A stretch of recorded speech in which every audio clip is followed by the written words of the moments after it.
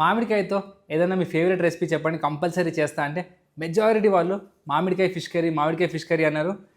నెల్లూరు స్టైల్లో చేసుకుందాం ఇవాళ మామిడికాయ ఫిష్ కర్రీ. చాలా ఈజీగా, చాలా టేస్టీగా ఉండేది.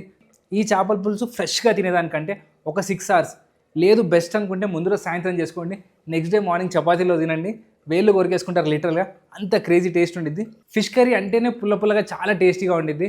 అలాంటిది ఈ కచ్చి మామిడికాయ వేసి చేసుకున్నాం అనుకోండి, దాని టేస్ట్ నెక్స్ట్ లెవెల్లో ఉండిద్ది. ఈ మామిడికాయ ఫిష్ కర్రీ చేసుకోవడానికి ఒక స్పెషల్ మసాలా చేసుకుందాము. ఈ మసాలా మీరు ఏ చేపల పులుసులో అయినా చేయొచ్చు. మీరు రాయలసీమ చేయండి, తెలంగాణ చేయండి, నెల్లూరు చేయండి, ఇంకెక్కడైనా చేయండి. ఇది బేస్ అనమాట. ఇది చేసుకుంటే చాలు మీ ఫిష్ కర్రీ అదిరిపోతుంది. సో దీనికోసం ముందుగా స్పైసెస్ని రోస్ట్ చేసుకుందాము. ప్యాన్లో 1 స్పూన్ అంత ధనియాలు, సగం స్పూన్ మిరియాలు, చిటికెడే మెంతులు, లెక్కబెట్టి 8 అన్నా 9 అన్నా వేసుకోండి. అంతకంటే ఎక్కువ వేసుకుంటే మీ కూర చేదైపోతుంది. సో మెంతుల విషయంలో చాలా జాగ్రత్తగా ఉండండి. ఫిష్ కర్రీలో జనరల్గా గరం మసాలా వేయరు, కానీ కొంచెం యాలకులు, కొన్ని లవంగాలు వేసుకుంటే ఆ ఘాటు చాలా అదిరిపోతుంది. సో ఒక చిన్న మొక్క చెక్క, కొన్ని లవంగాలు, ఒక 3 యాలకులు వేసుకోండి. 1 స్పూన్ అంత ఎండు కొబ్బరి, 1/2 స్పూన్ జీలకర్ర. ఎండు కొబ్బరి వేసి దీన్ని మంచిగా రంగు మారేంత వరకు వేయించుకోండి. ఇలా మసాలాలని డ్రై రోస్ట్ చేసుకోవడం వల్ల వాటిలో ఉండే ఎసెన్షియల్ ఆయిల్స్, ఆ సుగంధ ద్రవ్యాలు అంటాం కదా, అవి యాక్టివేట్ అవుతాయి. సో చూడండి, కొబ్బరికి మంచిగా ఎరుపు కలర్ వచ్చింది. దీన్ని ఒక ప్లేట్లో తీసి చల్లారి చేసుకోండి. కంప్లీట్గా చల్లారిపోయిన తర్వాత దీన్ని ఫైన్ పౌడర్లో గ్రైండ్ చేసుకోండి. ఈరోజు ఈ మామిడికాయ చేపల పులుసు చేయడానికి నేను శీలవతి అనే చేప వాడుతున్నాను. ఇది చెరువుల్లో చేప అనమాట. మీరు ఏ ఫిష్ అయినా వాడచ్చు. కొర్రమీనైనా అదిరిపోతుంది, రోహు బాగుండిద్ది, కట్ల బాగుండిద్ది. సో మీకు నచ్చిన ఫిష్ వాడుకోండి. ఫ్రెష్ వాటర్ ఫిష్ అయితే మచ్ బెటర్ అనమాట నా ఉద్దేశంలో. సో నేనైతే శీలవతి వాడుతున్నాను. ముక్కలు చూడండి, ఈ మాత్రం థిక్నెస్లో ఉండాలి. మామూలు చేపల పులుసుకి సన్నగా ఉన్నా పర్లేదు, కానీ ఇలా మామిడికాయ వేసి చేసుకునేటప్పుడు కొంచెం ముక్క లావుగా ఉండాలి. అప్పుడే దీని అసలు మజా వచ్చింది. అలానే మామిడికాయని తొక్క తీసేసి ఇలా పొడుగు ముక్కల్లా కట్ చేసుకున్నాను, ఈ మాత్రం థిక్నెస్లో. సో ఈ సైజులో కట్ చేసుకోండి. నా దగ్గర ఉన్న మామిడికాయలకి స్కిన్ ఒగరుగా ఉండిద్ది, అందుకే చాలా రెసిపీలో నేను తీసేయమని చెప్తాను. ఒకవేళ స్కిన్ తక్కువగా ఒగరుగా ఉంటే మీరు విత్ స్కిన్ వేసేసుకోవచ్చు, కానీ ఒగరు చేపల పులుసుకి పనికిరాదు కాబట్టి నేను తీసాను. ఈ స్పెషల్ పులుసు చేసుకోవడానికి నేను కుండలో వాడుతున్నాను. మేము ఎప్పుడు ఫిష్ కర్రీ చేసినా ఇదే కుండలో వాడతాము.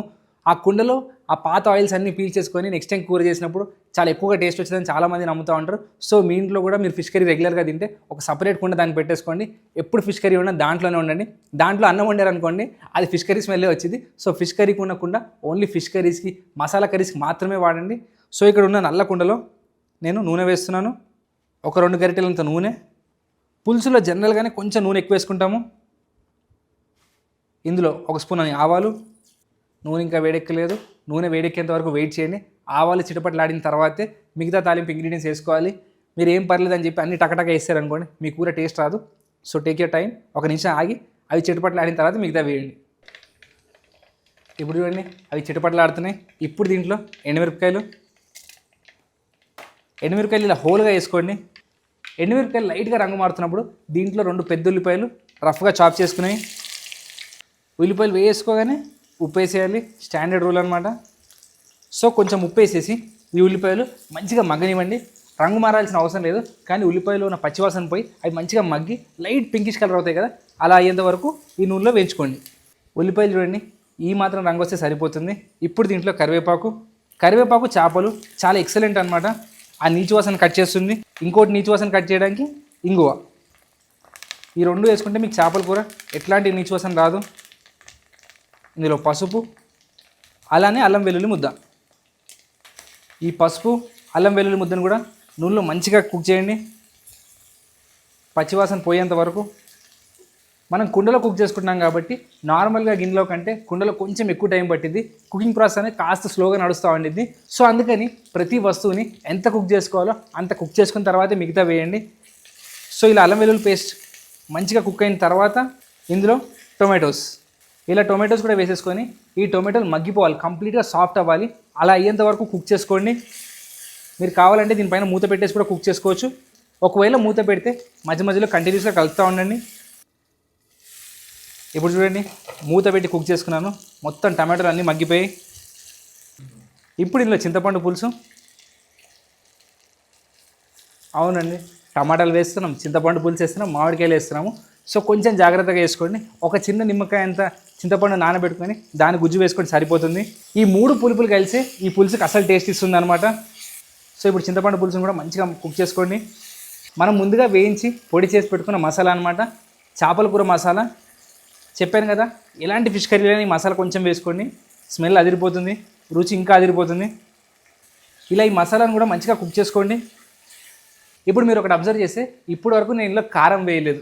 ఆ మసాలాలో మిరియాల పొడి ఉంది కానీ కారం వేయలేదు. ఎందుకంటే మనకు ఆ రెడ్ కలర్ ఇష్టపడతాము. స్పెషల్గా మామిడికాయ చేపల పులుసు అంటే మంచిగా బ్రైట్ రెడ్ కలర్ ఇష్టం. సో అందుకని మసాలాలు అంతా ఉడికిన తర్వాత చేపలు వేసే ముందు మాత్రమే దీంట్లో నేను ఎర్రకారం వేస్తాను. అలా వేసుకోవడం వల్ల గ్రేవీకి ఒక బ్యూటిఫుల్ రెడ్ కలర్ వచ్చింది. మీరు ముందే వేస్తారనుకోండి, ఆ కుకింగ్ ప్రాసెస్లో ఆ కారం పొడి తన రెడ్నెస్ కోల్పోతుంది. సో అందుకని లాస్ట్లో వేసుకుంటున్నాను. ఇప్పుడు చూడండి, చింతపండు పులుసు కూడా ఉడికి నూనె బయటకు వచ్చేసింది. ఇలా నీళ్లు పోసేసి దీన్ని మంచి బాయిల్ తీసుకురండి. మూత పెట్టేసి మంచిగా మరుగుతున్నప్పుడు దీంట్లో మన మామిడి ముక్కలు కారం వేసుకుందాం. మన గ్రేవీ మంచిగా బాయిల్ అవుతుంది. చూడండి, సూపర్గా మరుగుతుంది. ఇప్పుడు ఇందులో పచ్చిమిరపకాయలు, అలానే మామిడి ముక్కలు, మామిడికాయ ముక్కలు వేసుకున్న తర్వాత దీంట్లో కారం పొడి, మంచి ఎర్రటి కారం వేసుకోండి. ఇలా కారం వేయగానే కూర రంగంతా మారిపోయింది. మనకు కావాల్సిన మంచి రెడ్ కలర్లోకి వచ్చేసింది. మళ్ళీ మూత పెట్టండి. మళ్ళీ మామిడికాయ ముక్కలు సగం ఉడికేంత వరకు ఇందులో చేప ముక్కలు వేయకండి. ఎందుకంటే మామిడికాయ ముక్కలు ఉడకడానికి కొంచెం టైం పడుతుంది. అంతసేపు చేప ముక్కల్ని కుక్ చేసామనుకోండి, అవి చితికిపోయే ప్రమాదం ఉండిద్ది. అందుకని మామిడికాయ ముక్కల్ని ఒక 50% కుక్ చేసుకొని తర్వాత మన చేప ముక్కలు వేసుకొని ఒక 7-8 మినిట్స్ సిమ్మర్ చేసేసుకున్నాం అనుకోండి, మన వేడి వేడి చేపల పులుసు అదిరిపోతుంది. అందులో ఇది కుండ కాబట్టి స్టవ్ ఆపేసినా కానీ ఒక 10-15 నిమిషాలు ఆ వేడి అలానే ఉండేది కుండలో మంచిగా. సో అందుకని కుండలో చేసుకుంటున్నాను. ఇవి సగం ఉడికిన తర్వాత చేప ముక్కలు వేసుకుందాం. రుచికి సరిపడా ఉప్పు వేసుకోండి. మన గ్రేవీ మంచిగా మరుగుతూ చూడండి, ఆయిల్ సపరేట్ అవ్వడం స్టార్ట్ అయింది. ఇలా అయిందంటే మామిడికాయ ముక్కలు ఉడికినట్టే. ఇప్పుడు ఇందులో చేప ముక్కలు అన్నీ వేసేసుకోండి. తలకాయ భాగం, తోక భాగం ఏమి ఉండకూడదు, అన్నీ వేసేయండి. చేప మొత్తం కలిసి ఉడికినప్పుడే ఫిష్ కర్రీకి అసలైన టేస్ట్ వచ్చింది. ఓన్లీ మెత్త ముక్కలు వేసుకుంటాను, తలకాయ తోకలు తిన్నా అంటే మజా రాదు. అన్నీ కలిపి ఉడికితేనే అసలు మజా. సో ముక్కలు వేసేసుకొని లైట్గా అడ్జస్ట్ చేయండి. ఇలా చేప ముక్కలు అన్నీ వేసేసి మూత పెట్టేయండి. మూత పెట్టి ఎగ్జాక్ట్గా టైం చూసుకోండి. 8 మినిట్స్ కుక్ చేసుకోండి. 8 to 10 మినిట్స్ పర్ఫెక్ట్ అనమాట. ఈ చేపలకి సియర్ అట్లాంటి ఫిష్ అంటే కింగ్ ఫిష్ అంటాం కదా, దానికి ఒక 3-4 నిమిషాలు ఎక్కువ పడుతుంది. కానీ మన రెగ్యులర్గా చెరువుల్లో దొరికే అన్ని చేపలకి 8 నుంచి 10 నిమిషాల్లో పర్ఫెక్ట్గా ఉడికిపోతుంది. అందులో ఇది కుండలో ఉంది కాబట్టి ఇంకా బంద్ చేసిన తర్వాత కూడా మరుగుతూనే ఉండిద్ది. దీంట్లో ఒక్కటే మనం గుర్తుపెట్టుకోవాల్సింది ఏంటంటే, ఇది ఒకసారి మంచిగా బాయిల్ వచ్చిన తర్వాత ఉప్పు చెక్ చేసుకోండి. ఆ సాల్ట్ లెవెల్ ఒక్కటి బ్యాలెన్స్ చేసుకుంటే మనకి కూర పర్ఫెక్ట్గా ఉంటుంది. ఇలా ఒక మంచి బాయిల్ వచ్చిన తర్వాత చివరిలో దీంట్లో కొత్తిమీర, పులుసులకి కంపల్సరీగా కొత్తిమీర ఉండాలి. ఈ చేప జన్మ ధన్యం అవ్వాలంటే కొంచెం కొత్తిమీర వేసేసి మూత పెట్టేసి స్టవ్ ఆపేయండి. స్లోగా ఆయిల్ సపరేట్ అవుతుంది ఒక హాఫ్ అన్ అవర్కి. ఈ చేపల పులుసు ఫ్రెష్గా తినేదానికంటే ఒక 6 hours లేదు బెస్ట్ అనుకుంటే ముందులో సాయంత్రం చేసుకోండి. నెక్స్ట్ డే మార్నింగ్ చపాతీలో తినండి, వేళ్ళు కొరికేసుకుంటారు లిటరల్గా. అంత క్రేజీ టేస్ట్ ఉండిద్ది. ఎందుకంటే చింతపండు పులుసు ఎప్పుడైనా కానీ దాని యాక్చువల్ ఫ్లేవర్ రావాలి అంటే ఆ స్పైస్ అన్నిట్లో అది కలిసి కొంచెం టైం పట్టిద్ది అనమాట. స్లోగా ఫ్లేవర్స్ అన్నీ రిలీజ్ అవుతూ ఉంటాయి. ఆ ముక్క పీల్చుకోవడం కూడా కాస్త టైం పట్టిద్ది కాబట్టి ఒక 6 hours లేదు అనుకుంటే నెక్స్ట్ డే తినండి. సూపర్గా ఉండిద్ది చేపల పులుసు. సో ఒక 6 hours అయిన తర్వాత సర్వ్ చేసుకుందాం. దేవుడు మనకి ఎన్నో రకాల పులుపులు ఇచ్చాడు. అంటే ప్రతి సీజన్లో ఏ పులుపు తినాలని చెబుతూ, మరి ఏప్రిల్ మే నెల వచ్చిందంటే అది మామిడికాయ పులుపు టైం. ఏప్రిల్ మే నెలలో అసలు మామిడికాయ చేప పులుసు తినకపోతే ఈ జీవితం ఎందుకురా అనిపిస్తుంది. అంతేకాదు, అది ముందు రోజు సాయంత్రం చేసినప్పుడే రాత్రి అంతా నిద్ర ఎలా పడుతుందో తెలుసా, ఎంత ఆనందంగా ఉంటుందో తెలుసా. ఎందుకంటే ఒకే ఒక రీజన్, పొద్దున్నే బ్రేక్ఫాస్ట్లో చపాతీతోటి ఆ ఫిష్ కర్రీ తింటామని. సో ఆనందాన్ని ఫుల్గా ఆస్వాదించాలంటే మీరు కూడా ఈ రెసిపీ తప్పకుండా చేసుకోవాల్సిందే. మనకి ఫిష్ల్లో కూడా ఎన్నో రకాలు దొరుకుతాయి. అది బొచ్చ కానీ, కొర్రమీన, రోవు ఏదైనా కానీ చక్కగా తెచ్చుకోండి, మామిడికాయతో చేసుకోండి. అద్భుతం, అమోఘం, సూపర్గా ఉంది. స్టెప్ బై స్టెప్ ఈ రెసిపీ ఫాలో అవ్వండి, ఫుల్గా ఎంజాయ్ చేయండి. చేప ఏ సాగరం నుంచి అని కాదు, సముద్రమైనా నేటి చేప అయినా భలే అద్భుతంగా ఉంటుంది. చేసుకోండి, తినండి. ఆహా, అదృష్టం ఉండాలి.